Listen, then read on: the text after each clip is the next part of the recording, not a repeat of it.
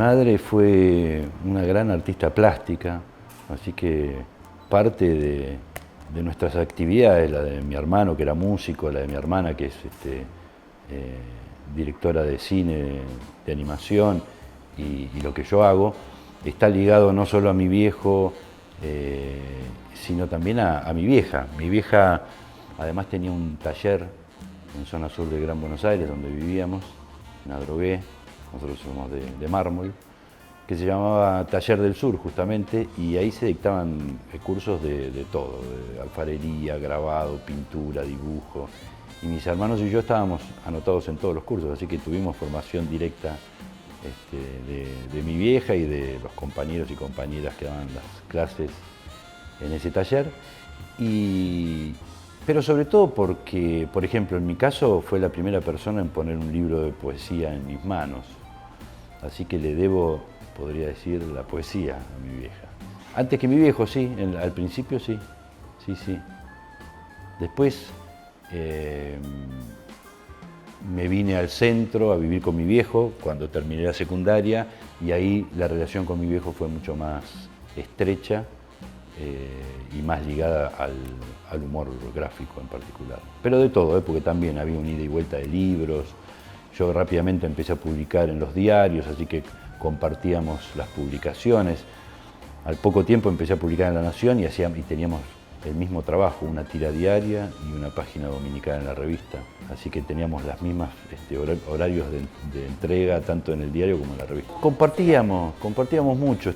Mi tablero estaba a 5 metros del tablero de él, así que era un tráfico permanente de dibujos y de libros y de charlas, porque después éramos dos inútiles conviviendo, así que no sabíamos ni cocinar, con lo cual nos íbamos a morfar a un bolichito por San Telmo juntos, nos tomábamos una botellita de vino, charlábamos. Fue muy rico esos años, fueron muy enriquecedores, no solo desde el punto de vista artístico, sino de la vida. Uno va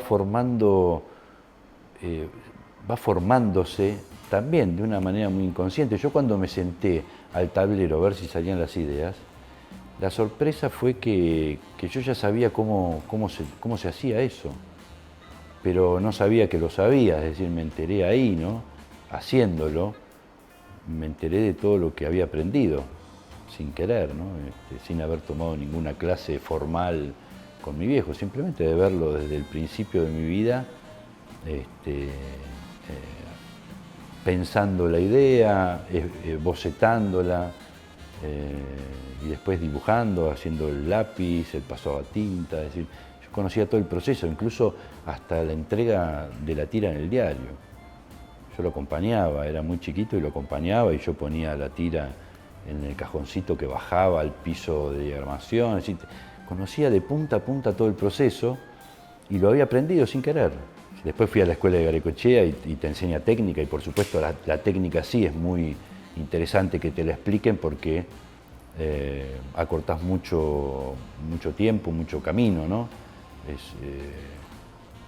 Pero el humor, el chiste, no hay clase para eso, no hay una clase sobre cómo se construye el humor.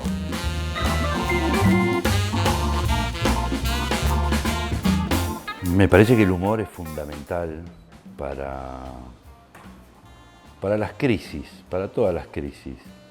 Y el duelo es una gran crisis, ¿no? Es una gran transformación. Una transformación de uno en relación a la persona que se fue, que piantó, y en relación al mundo como queda, ¿no? Uno en relación con ese mundo, ya sin esa otra persona, ¿no? En él.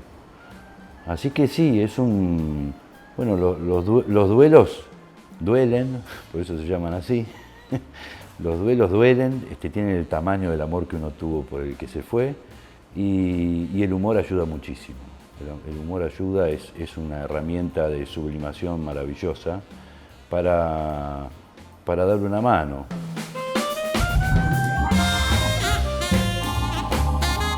Esto de las redes te da la posibilidad de tener el aplauso o el tomatazo en el momento en el que se produce el contacto con el lector, ¿no? Eso es interesante, es más parecido a lo que le pasa a los actores, ¿no? Que hacen lo suyo y después los aplauden o los abuchean, pero sucede en el momento. Yo subo el dibujo y rápidamente tengo respuesta de los lectores y las lectoras. A mí me encanta eso. Después, por supuesto, está como le dicen los haters, ¿no? Esta cultura del odio está al orden del día, aparece mucho y sobre todo cuando uno hace una manifestación política o el humor tiene un contenido político, social o de coyuntura, aparecen con mucha más fuerza, pero no es algo que me preocupe para nada, en absoluto. Como decía Quino, somos una especie en extinción, ¿no? Y esto lo decía hace muchos años.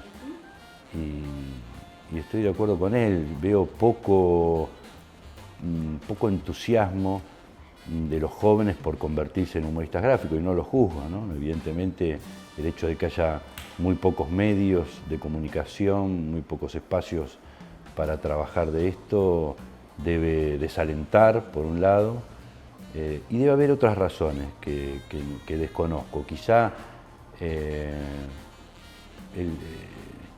crecimiento de otro tipo de humor, del humor más ligado al meme, por ejemplo, ¿no? Donde hacen falta menos recursos para producir este humor, aunque también considero que son humores bien distintos, ¿no? Muy repentista el meme y el humor gráfico, una actividad que lleva más tiempo, ¿no? En la observación, en la realización, no es tan repentista, es más profundo, supongo. Bueno, hay diferencias, ¿no? Yo asocio el chiste a la humorada que uno dice y cualquiera puede repetir, ¿no? Y el humor lo asocio a lo autoral.